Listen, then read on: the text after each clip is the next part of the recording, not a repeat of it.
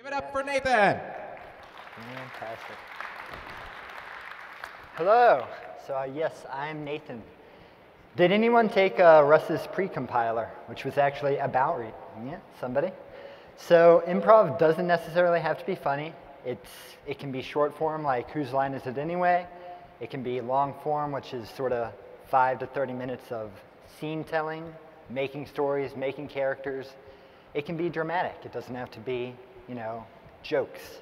Most good improv doesn't have a ton of jokes. So, I hit the wrong button. So I am a software developer in Cincinnati, and in high school I didn't have a huge social life, I would say. I didn't have a ton of social skills. In college, I went to a tiny STEM school where everyone was pretty much like me. But through my year of taking improv classes, this has kind of changed a little bit, and that is what I'm going to go into detail about.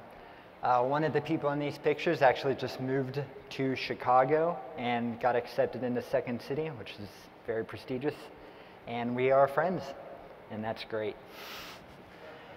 So I take classes. They're 2 hours a week for 8 weeks for a class in Cincinnati. Every city probably offers some improv classes, and we'll talk about that at the last slide. But, it's fun. You play games. You get to know other people because you see the same people over and over again, and it's a good time.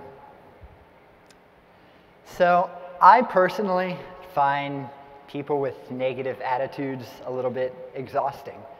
Some of my coworkers always look for the negatives or why we can't do something or why everything is awful, and I don't enjoy that, especially since I've adopted this sort of yes and spirit, which is an improv guideline where you basically accept what your scene partner gives you as the new reality. But it applies outside of improv equally well. It opens you up to new experiences. It makes you more accepting of other things. And it's just a great life philosophy, I think. So that's definitely something that's translated from improv classes into my work life and the rest of my life. And it's a team sport. How many people develop software in teams? Anybody? So, yes, one person, great. So, when you're in an improv scene, you really have to actively listen to your scene partner, accept what they're giving you, the gifts they're giving you, watch their body language, and it really builds a connection and it builds your ability to work with people in general. It's not just for improv, it applies to software development teams as well. And so it's definitely something that's grown me as a person. You can see a little testimonial here from someone I went to that tiny STEM school with, who's now in UX. And so a nice little user story for you. I have found it has increased my confidence. I'm no master public speaker, but I'm more comfortable doing doing things like that. I'm more open to new experiences, and it's been great for me.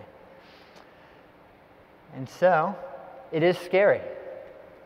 There are definitely reasons to be scared of it, but it is still something that I think is worth doing if you can get over that fear. There's times you will look a little ridiculous. There's a warm-up exercise, shaking eights, and that looks a little ridiculous. But it's fine. Everyone there is going to support you, and you won't get singled out for being different. It takes all kinds to make a successful improv team. And so I definitely think I think it's pretty obvious that I think it's good. And so I would recommend you take an improv class wherever you live. If you're in Cincinnati, you can go to improvcincinnati.com. They also have a blog series, Why Improv is Scary, that you can read yourself. And you can email me if you want. That is it.